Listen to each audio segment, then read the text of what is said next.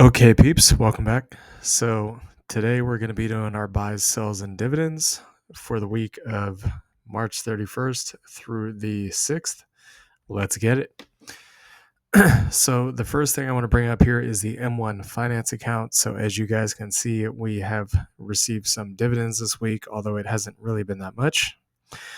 And keep in mind, since this is going from the 31st to the 6th, there is going to be a little bit of overlapping here between the previous month and this month.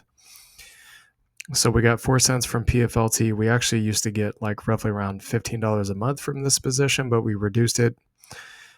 We have gotten 2 cents from Walmart, $6.15 from GOOD, $18.98 from PDI, $15.54 from QQQY, or the triple QY Defiance ETF here on this account, and that total comes to $40.73, as you guys can see right here. Now, if we go over to the trading, so we do trading only, you guys can see the transactions here. So we told you previously that we sold out of OPP and BSTC for a profit, which is true. We pretty much took all of the profit from those plus 5% of the initial investment off the top of each of these and rolled it over into OARC at that time, which was right before the X date for the single stock yield max ETFs. So perfect timing for that. And we did get paid more money for this, just so y'all know. So that is that transaction. And we go back here, we take a look at the second.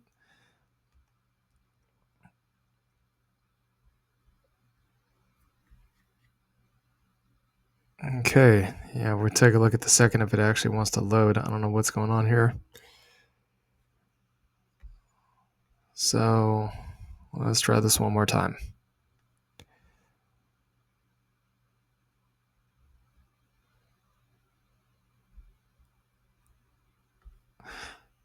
Okay, finally, there it goes. I don't know why that took so long. So basically, after that, we pretty much bought back into 95% of what would have been the initial investment, because that's how we do our dividend stocks, just to ensure that we're buying some of the undervalued and taking some of the risk off the top of the position that we sold out of that was in the profit. So we bought back into these two on April 2nd, which is, I believe, on a Tuesday. Yep.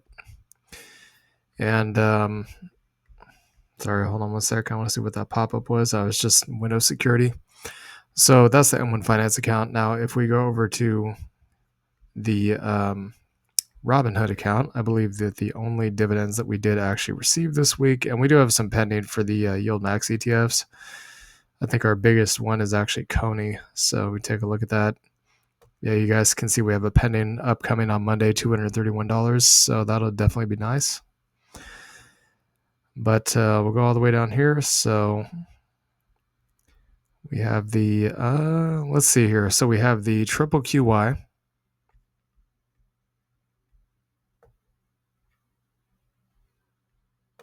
So we got $40.63 from that.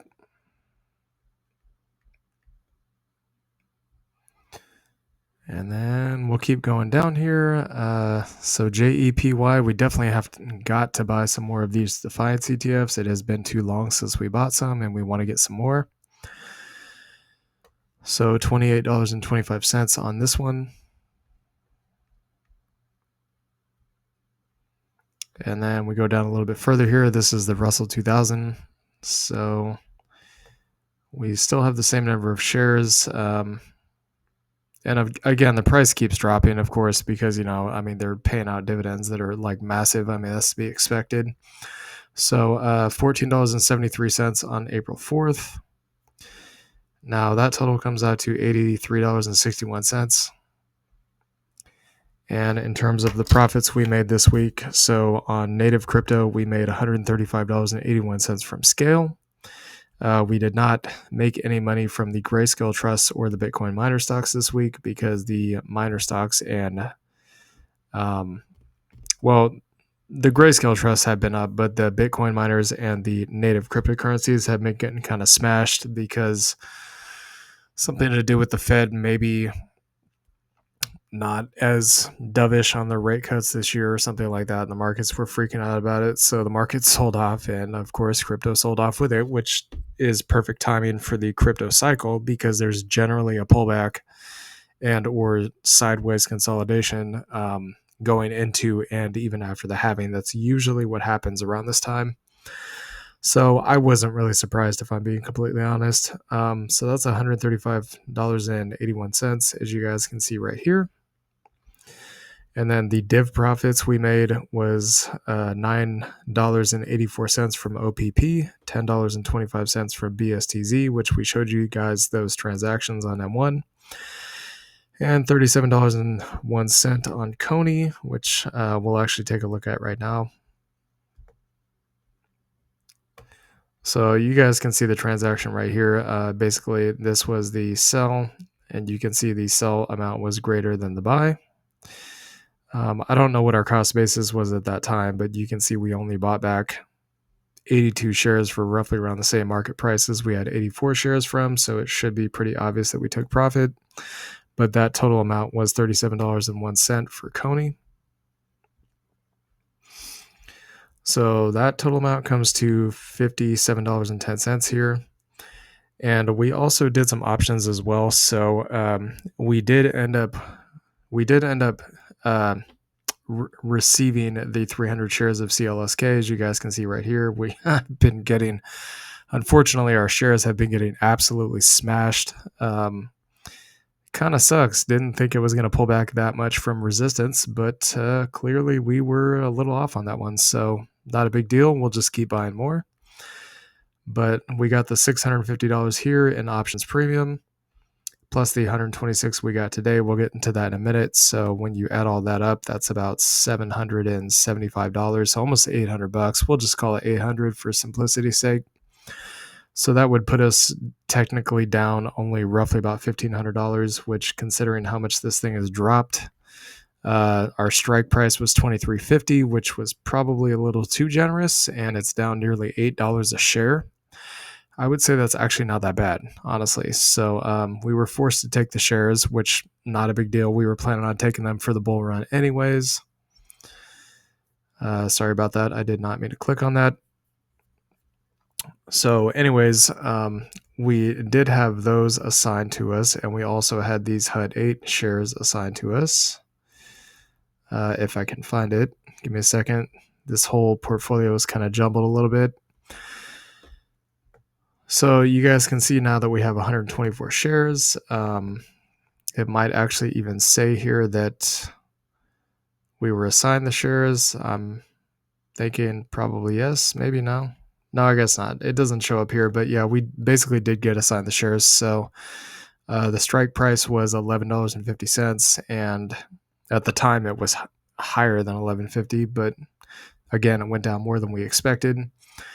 And yeah, so we ended up collecting the shares today because today was the expiration date. So now we have 124 shares of HUD 8.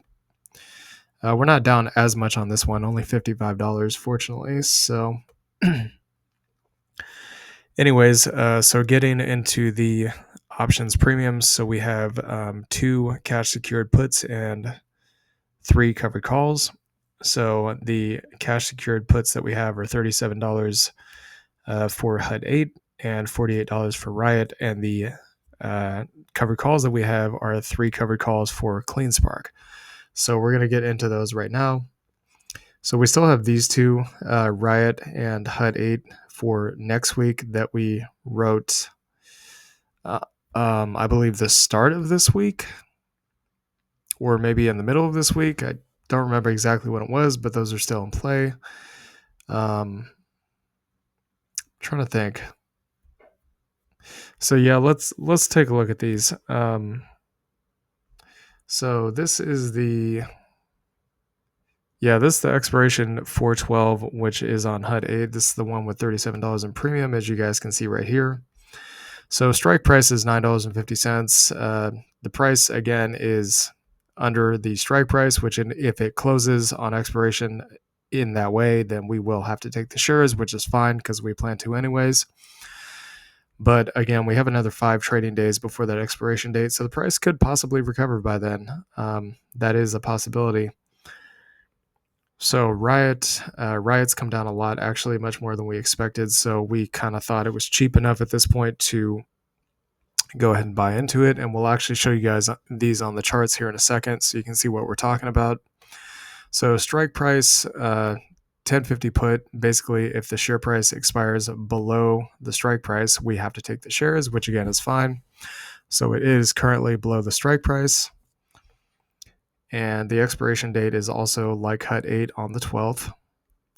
You guys can see right here, expiration date, and then $48 in options premiums for that put. So before we get into the charts of HUD 8 and Riot, we're going to take a look at CleanSpark real quick. So yeah, CleanSpark is down a lot. I think if it keeps up at this rate, we're definitely going to start buying some more of it because it's starting to look pretty cheap at this point. So we went ahead and decided to do a 3-week out covered call. We could wait for the price to recover, but in all honesty, if it does recover, we'll probably just roll the price up to collect more premiums is what we're going to do. So to kind of hedge against the possibility of this thing recovering too quickly. But as you guys can see here, $42 per contract times 3, $126. And this thing is roughly about, looks like 3 weeks out. So yeah, plenty of time for it to recover. If it does, we'll roll up the price and maybe keep the expiration date the same. We'll just have to see about that. So not a big deal. We just didn't want to sit around and wait for this thing to move back up because we want to make the money right now.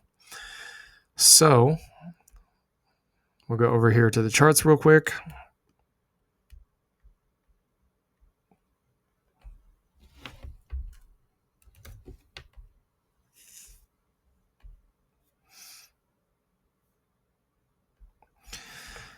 So HUD 8, here's what you guys can see that we are doing right now. So the cash secured put was, let me actually go back and look at this.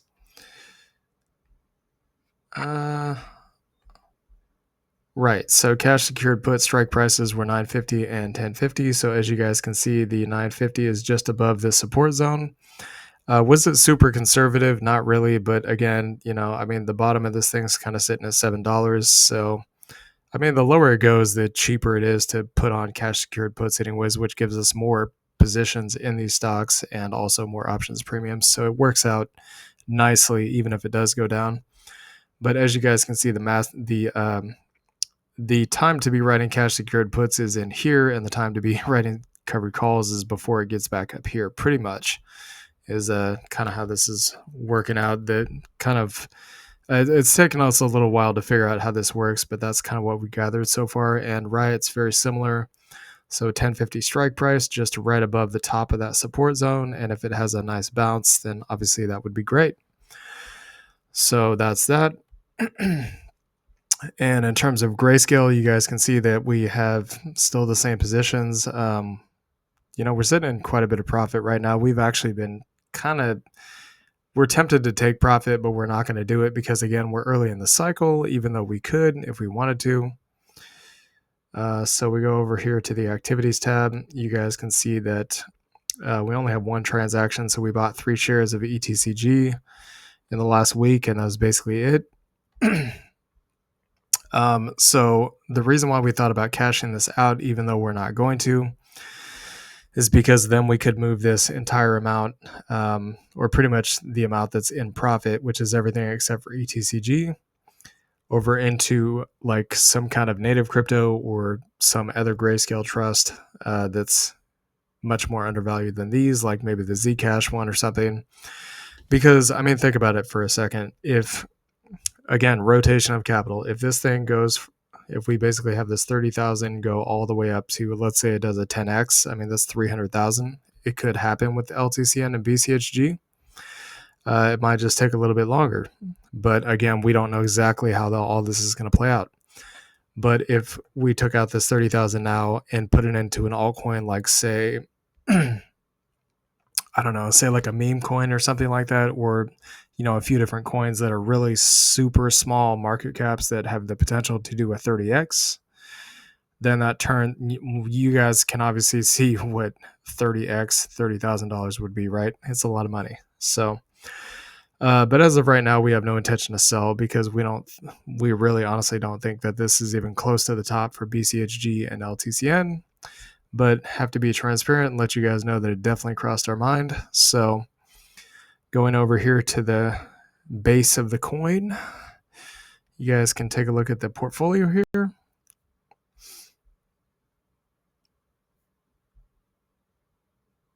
So you guys are probably wondering also, what did we do with the profits from scale? Well, what we actually did was we took that money, and so we bought back into scale. So we still have the same scale position, just slightly less tokens, slightly higher cost basis.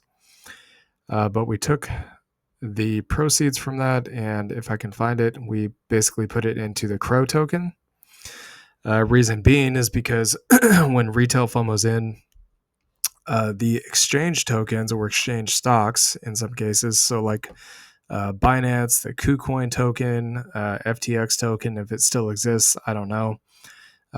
This token, crypto.com, and the Coinbase stock will all moonshot when they're going to moonshot hard, really hard when retail comes in, because all that money and that volume and inflow is going to be flowing into the exchanges, which means generally, what does that mean? That means the price is going to go up.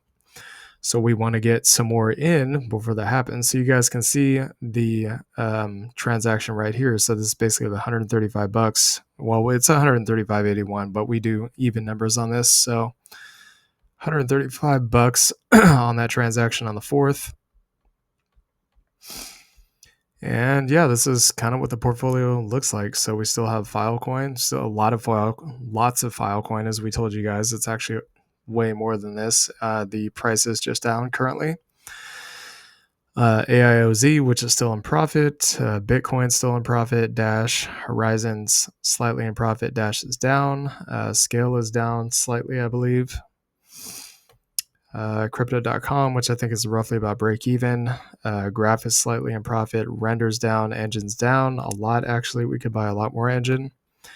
Zcash, which is down. Ethereum's up. We have Litecoin, which is also up.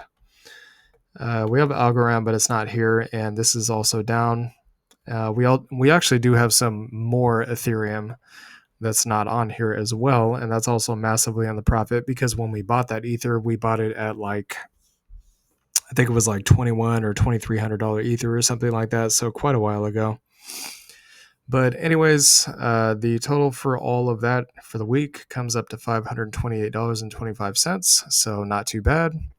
Hasn't been the killer weeks we've had previously, but again, not bad. I mean, that's, if that were the average on a week, that would still be about $2,000 a month. So anyways, hope you all enjoyed this content. Please like, comment, and subscribe, and we'll see y'all later. Peace.